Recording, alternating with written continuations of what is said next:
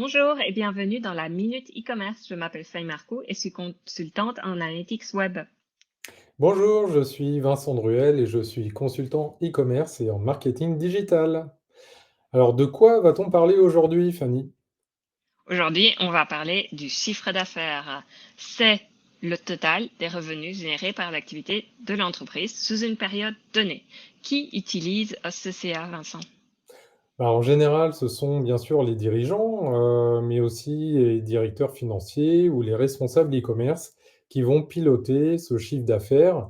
Et d'ailleurs, avec quels outils? Alors, on retrouve le chiffre d'affaires souvent dans l'outil de comptabilité, mais aussi sur la plateforme e-commerce ou dans les outils d'analytics web. Quels sont les avantages du CA? Bah, l'avantage de mesurer le CA, c'est en gros de mesurer la performance globale de l'entreprise.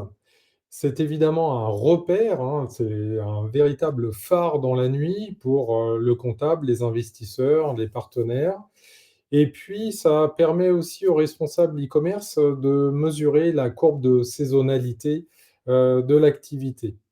Mais il y a aussi des angles morts ou des inconvénients. Est-ce que tu peux nous en dire un peu plus? Alors, le plus grand inconvénient du chiffre d'affaires, c'est qu'il ne prend pas en compte des coûts. Donc, les coûts qui sont liés à l'obtention de ce CA, qui pourraient être plus élevés que le CA éventuellement. Donc, on ne voit pas la rentabilité de l'entreprise. C'est un vrai angle mort. Oui. Pour finir, aurais-tu des conseils par rapport au CA? Oh, juste un petit conseil, c'est, attention quand vous exprimez le CA, ce doit être en hors taxe et non en TTC, comme on peut le voir souvent, notamment sur les réseaux sociaux. Donc soyez vigilants sur ce point. C'est une petite gymnastique, mais c'est intéressant. Merci de nous avoir écoutés. N'hésitez pas à mettre en commentaire ce que vous en pensez et votre expérience avec le CA.